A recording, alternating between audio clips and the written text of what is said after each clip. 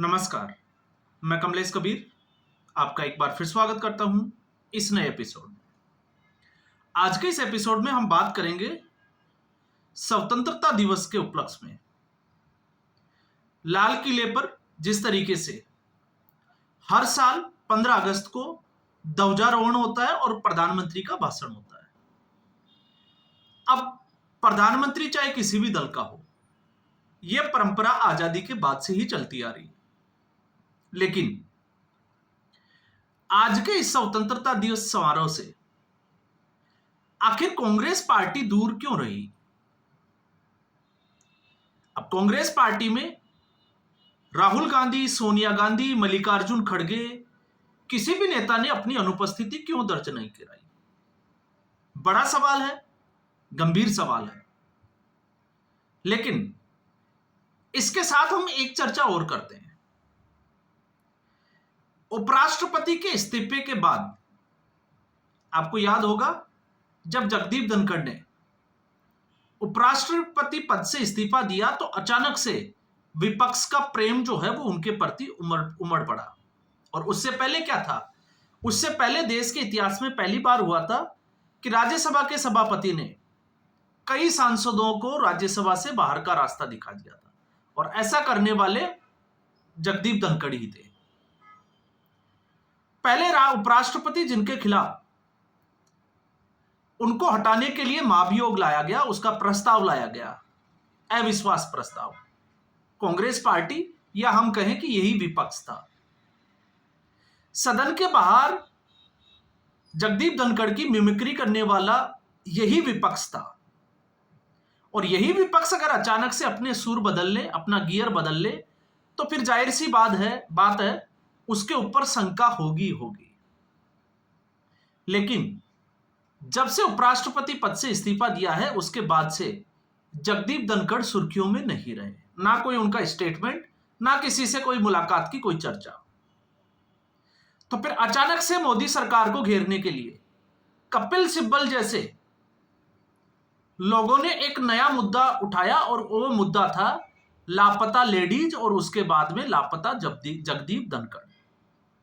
और अमित शाह से पूछा गया था कि आखिर उनको कहां रखा गया है। इस देश में लोगों को भ्रमित करने के लिए कि कहीं केंद्र सरकार ने उनको नजरबंद तो नहीं कर दिया। तो आज हम आपको बता देते हैं, इंडियन एक्सप्रेस की जानकारी के अनुसार उपराष्ट्रपति जगदीप धनखड़, हालांकि उन्होंने पैकिंग जरूर शुरू कर दी थी, लेकिन आज भी वो उसी जगह पर रह रहे हैं जो वो पहले रह रहे थे। अब बात आती है कि जब उनको नया बंगला जो है वो अलॉट होगा, वो आपको पता है एक प्रक्रिया होती है। लेकिन जिस सेंट्रल विस्टा में जो एक नया भवन का उद्घाटन हुआ था, वहां पर उपराष्ट्रपति जगदीप धनखड़ रह रहे थे, तो अभी भी वो वहीं रह रहे हैं।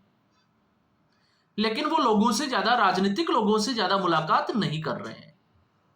इसलिए यह मुद्दा उठाता तो अब इससे पर्दा उठ गया।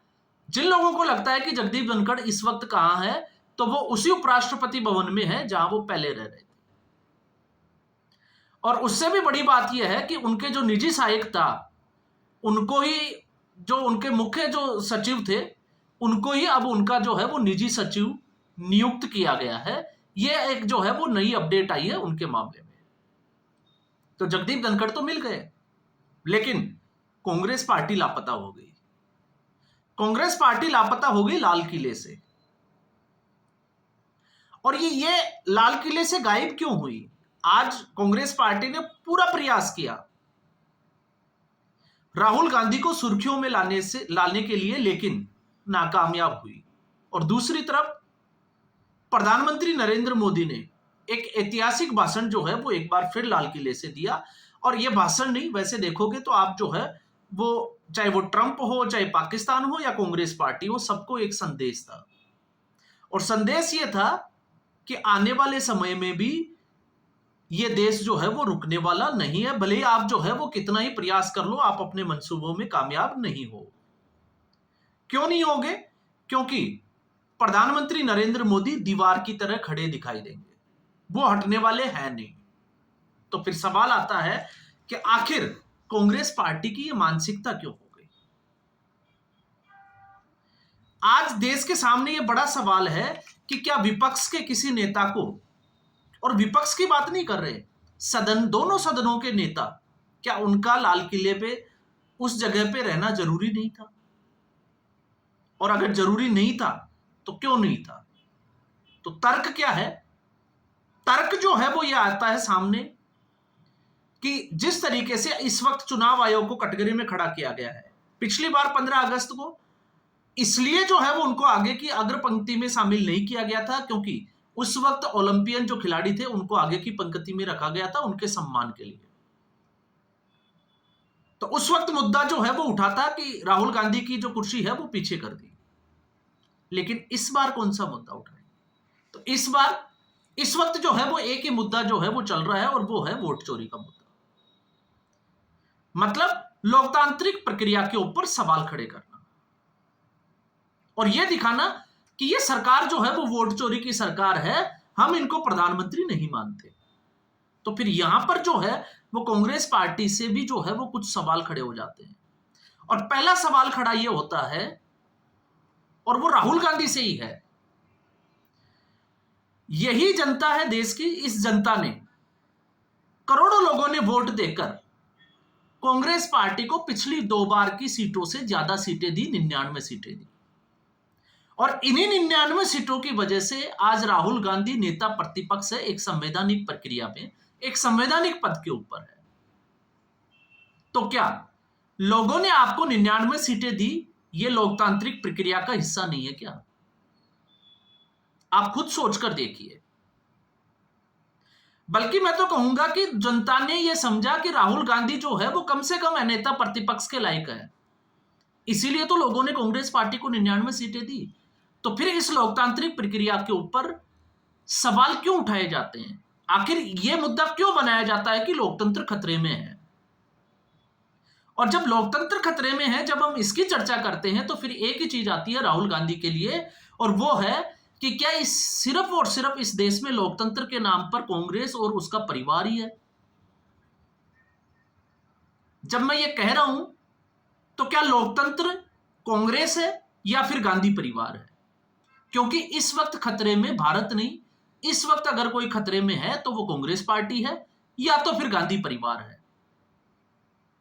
और यही जो है वो लोकतंत्र खतरे की घंटी बना हुआ है। इसी वजह से ये लोग जो है वो लगातार, एक हम कह सकते हैं कि विरोध में खड़े हो जाते हैं।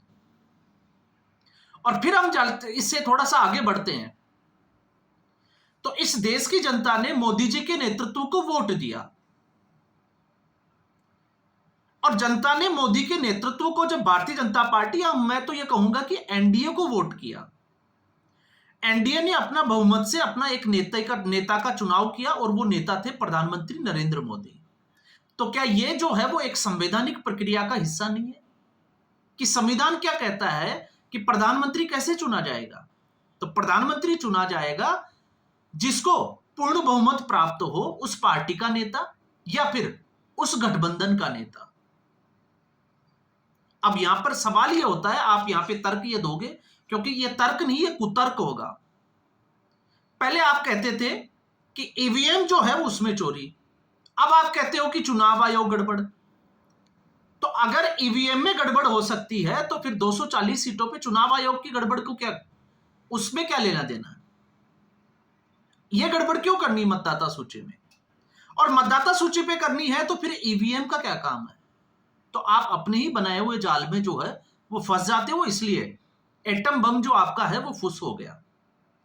फिर आपने एक नया जो है वो जिसको कहते हैं कि एक नैरेटिव सेट करने की कोशिश की कि राहुल गांधी की जान को ही खतरा है, लेकिन दबे पांव आपको लगा कि अब ये और ज्यादा घातक हो गया, तो आपने उसको जो है वो विड्रॉ कर लिया। आपके वकील को पब्लिक के सामने आना पड़ा। और जब हम इसकी बात करते हैं, संविधान की बात करते हैं, तो उसी संवैधानिक प्रक्रिया के तहत प्रधानमंत्री नरेंद्र मोदी ने तीसरी बार प्रधानमंत्री पद की शपथ ली। तो फिर आप ये कहते हो कि संविधान जो है वो खतरे में है। तो क्या संविधान को खतरा किससे है, और संविधान क्या अपनों से ही खतरे में है? और जब हम इस सवाल का जवाब ढूंढते हैं कि संविधान खतरे में है, तो संविधान सुरक्षित कैसे होगा? जेब में रखने से, क्योंकि आप तो उसको जेब में लेकर घूमते हो। आप संविधान बचाने की जब बात करते हो तो संविधान की जो कॉपी है वो आपके पॉकेट में होती है। और यही संविधान, यही एक सोच है, आपकी सोच, जिसकी कांग्रेस पार्टी की सोच हम कह सकते हैं कि संविधान को जेब में रखकर चलते हैं।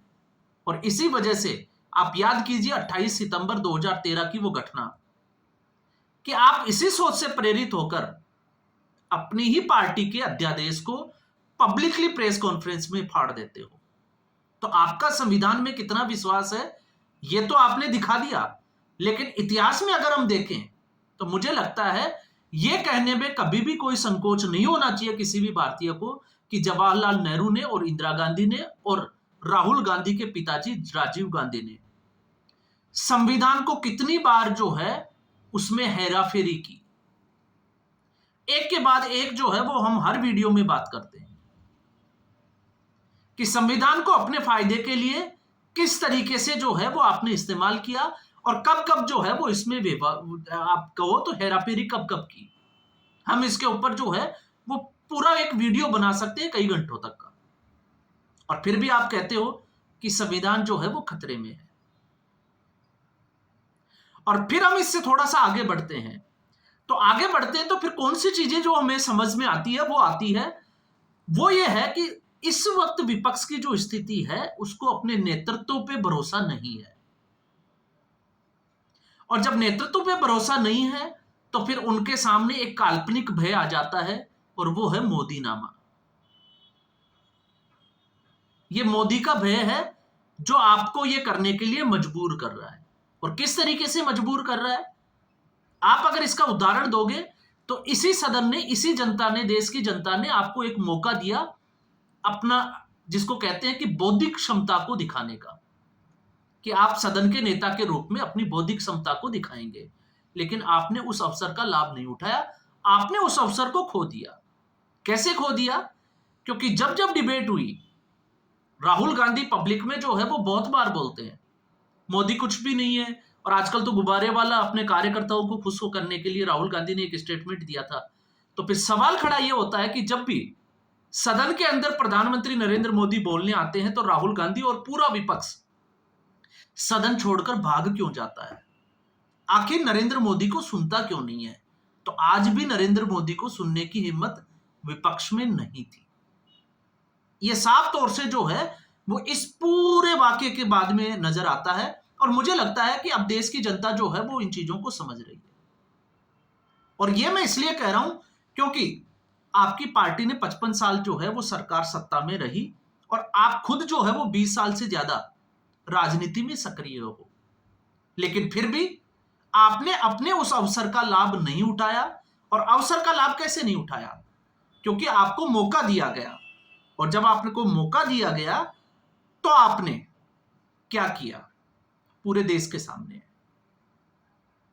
और जब हम जनता की बात करते हैं तो जनता, अगर किसी राजनेता की बात करोगे तो राजनेता का काम होता है अपने व्यवहार से और अपनी बौद्धिक क्षमता से जनता को कुछ करके दिखाना, लेकिन चुनाव जीतना यह किसी राजनेता के हाथ में नहीं है।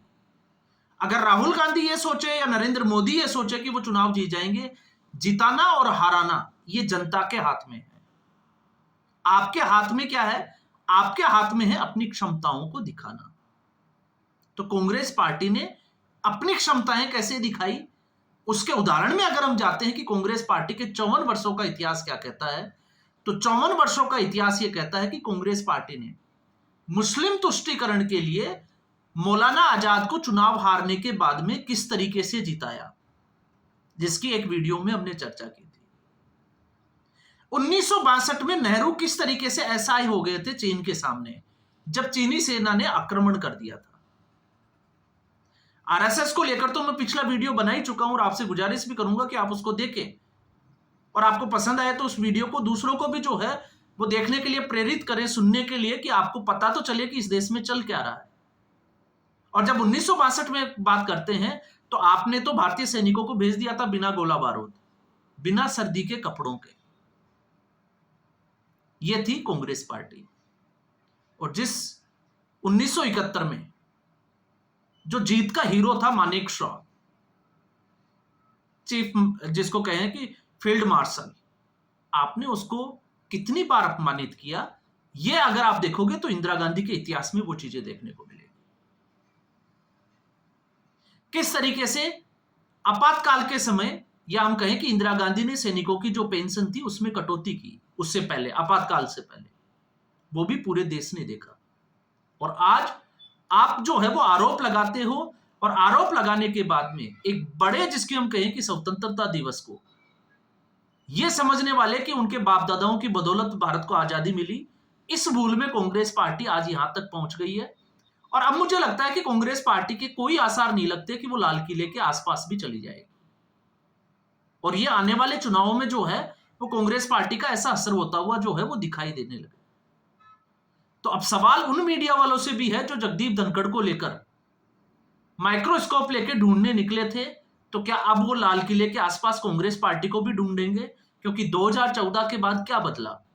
तो सबसे बड़ा बदलाव ये था कि 2014 से पहले प्रधानमंत्री बुलेट प्रूफ शीशे में जो है वो भाषण दिया करते थे, और आज का प्रधानमंत्री और आज का भारत खुले में जो है वो भाषण देता है और पब्लिक सुनती है।